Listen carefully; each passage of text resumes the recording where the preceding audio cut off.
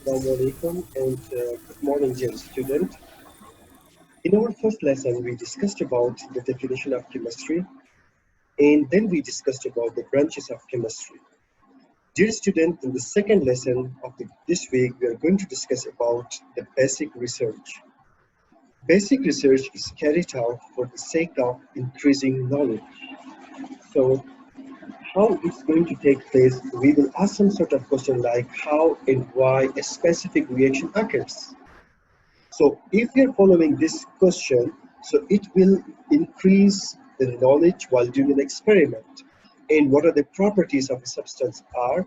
And in this case, I'll give you the example of um, compound that is Teflon. A Teflon is a non-stick material we are using in our kitchen utensils also.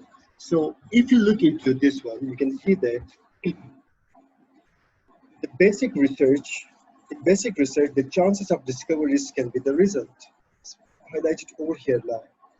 And I told you Teflon is a compound, and it was discovered by an accident.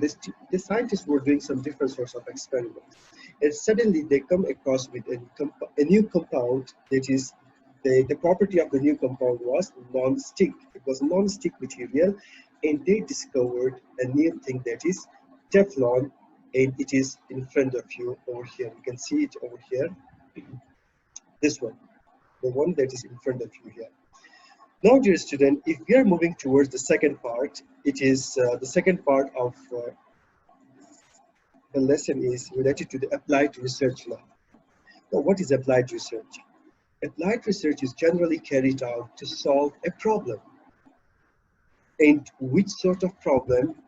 It will give us a solution, also a solution for different sorts of problems now. Now, in this case, I will give you one more example here that is the applied research. In applied research, I told you that it is used to solve the problem. Scientists desire to solve a specific problem now. The one that is mentioned over here, this one, is a chlorofluorocarbon. In short, these are known as CFCs. This is chlorofluorocarbons. These are used as a refrigerant.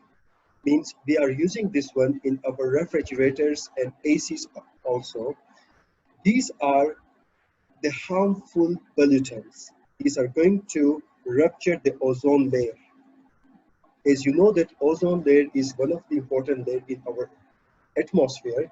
It's going to, the ultraviolet rays are unable to pass through this ozone layer. This, in the presence of the pollutants like chlorofluorocarbons, this ozone layer, the ozone layer is going to rupture. This ozone layer is going to rupture. So the ultraviolet rays is going to strike the earth, and in case they're going to cause different sorts of diseases also. Now in applied research, the scientists are going to solve this sort of problems now. The scientists are going to solve the problems right now. They're they're going to find out the techniques in order to reduce the production of chlorofluorocarbons. This is known as applied research. Now, if we are going towards the third one, that is technological research now. Now, what is technological research? Typically, the technological research typically involves the production and the use of products that improve the quality of life. If you look into the first one, we discussed over here about Teflon. The Teflon is used over here. It was accidentally discovered. The scientists tried to use the Teflon in the utensils, like this one. The fry pan is in front of you. The fry pan is in front of you. The scientists used Teflon in this fry pan initially after finding out this one in the basic research. They find it out that the pure Teflon, when it is used in the utensils, it is going to peel off after being heated. So what they did, the Teflon with other materials, they make a compound. They are going to make different sorts of alloy, or we can say they're going to make different sorts of mixtures in order to enhance the quality of the material. So the Teflon is added with other materials, then they are used in the cooking pairs, and later on it was being found out that they are not going to peel off. So we discussed about the basic research, applied research, and technological research.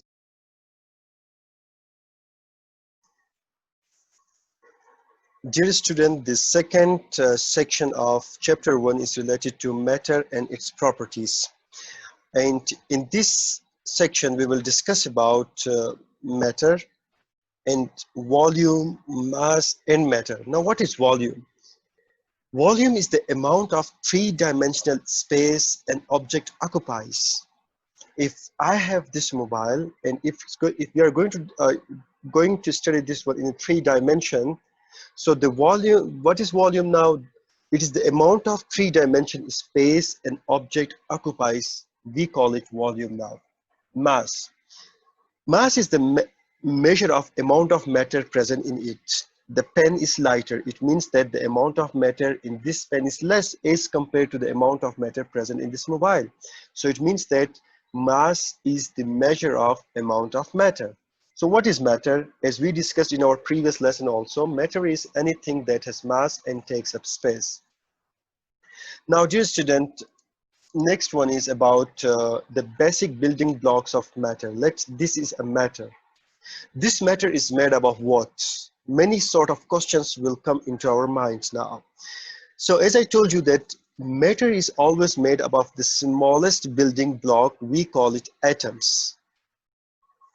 And how we can define atoms, elements, and compound, let me show you a simple structure of this one that is related to matter. For example, the very first one is matter. If you look over here, the cloth, the orange, a cup of tea, the can of beverage, all these are matter that is visible over here to you people. Now, dear student, if we are going to explore it a little bit more, so let me discuss atom first. So look into this one. This one, the periodic table, each and every elements are present in front of you now. Elements are the pure substances having specific characteristics. So there are almost 118 elements mentioned over here right now. Now, dear student, all of these elements have very specific role in our daily life.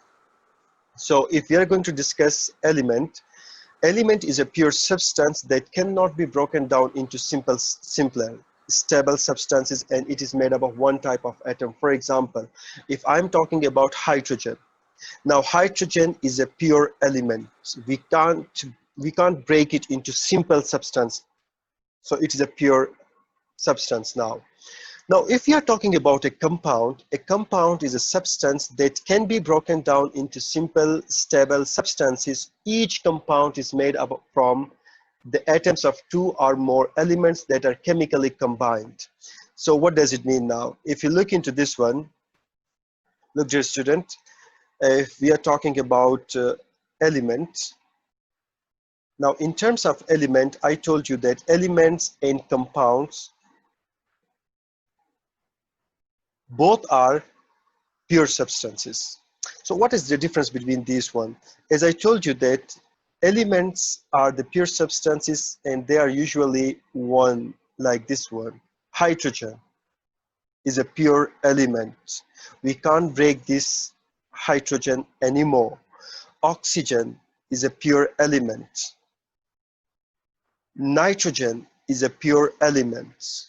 But when we are talking about compound, if I'm going to give you the example of water, the formula of water is H2O. This is the formula of water. So if I'm going to draw the structure of water, it will be like this one. Oxygen in the middle, and it is going to make a bond with hydrogen. Now look, hydrogen here, another hydrogen here. So it's going to make a bond over here now. Look, they are chemically bonded together. Now in compounds, 2 or more than 2 elements, it might be a different elements, they are going to make a bond with each other. So as I told you in the definition that compounds can be broken down into simple substance. What does it mean now?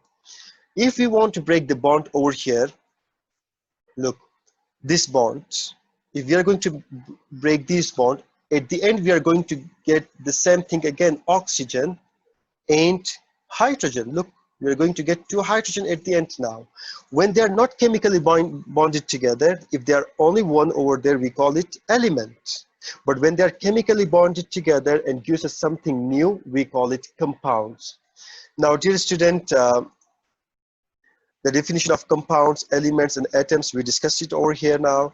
Now, if we are going to discuss about, there are some sort of properties that we have to discuss right now. What are these properties and how we can understand it? Look, the very first property is related to extensive properties. Now, extensive properties depends on the amount of matter that is present. What are the amount of matter that will be? It might be volume, it might be mass, or it might be the amount of energy in a substance now. Now, dear student, look, if I'm going to graphically, if I'm going to show it to you people, it will be like this one. Let me clear this one first.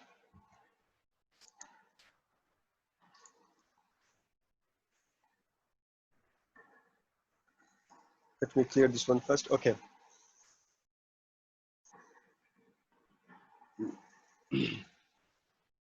Now, dear student, look, I just draw some boxes over here now. There are some sort of, let's suppose water molecules are here now. These are the water molecules, let's suppose, present in this cube right now.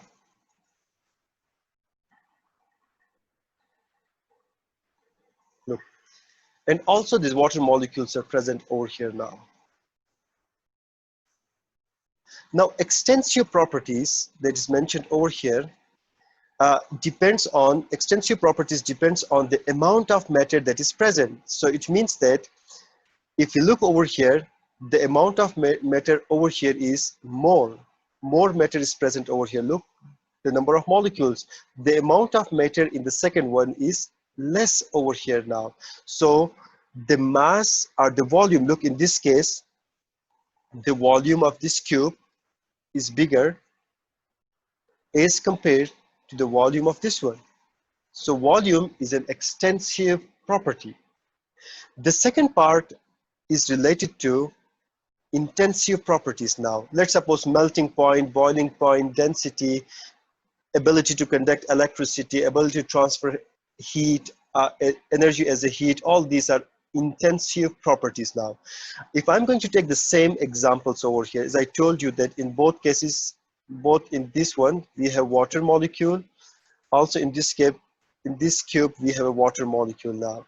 Now, dear student, as I told you that the melting point and boiling point, these are intensive properties now. It will remain same, it will never change. It will not depend on the amount of the matter.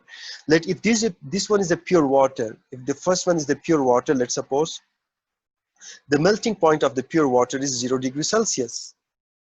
And the boiling point of the pure water is 100 degrees Celsius. If I'm talking about the second one, the second cube, if it is pure water, again the melting point of this pure water over here is 0 degrees Celsius, and the boiling point of this water will be 100 degrees Celsius. So I told you people that whether the intensive melting point and boiling point are intensive properties.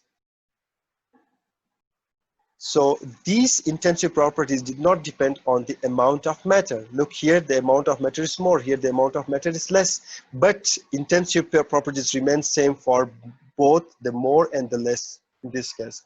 Now, the next topic is related to the physical properties and physical change.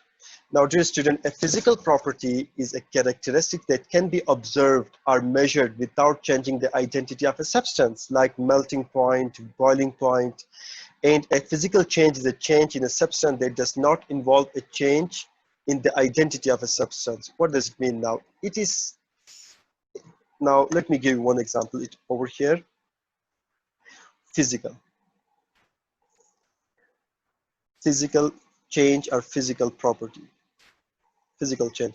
If we have a cube, a solid cube, and this solid cube consists of water molecule, let all these are the water molecules present over here in the solid cube. This is ice now.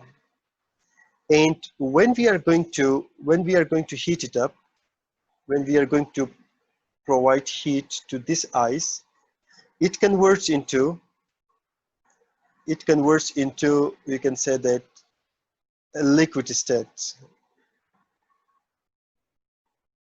Let the water molecules are here now like this.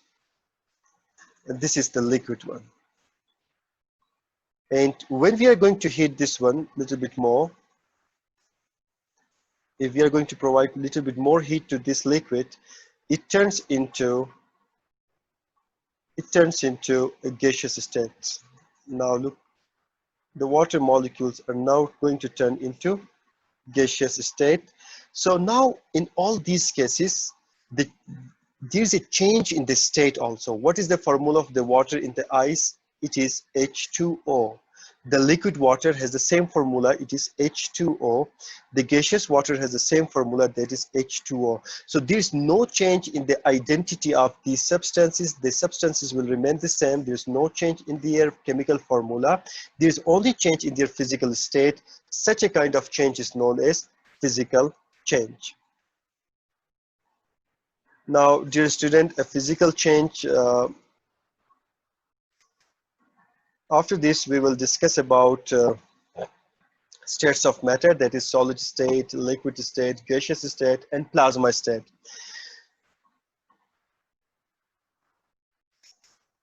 Okay, dear student, as you know that in the solid state,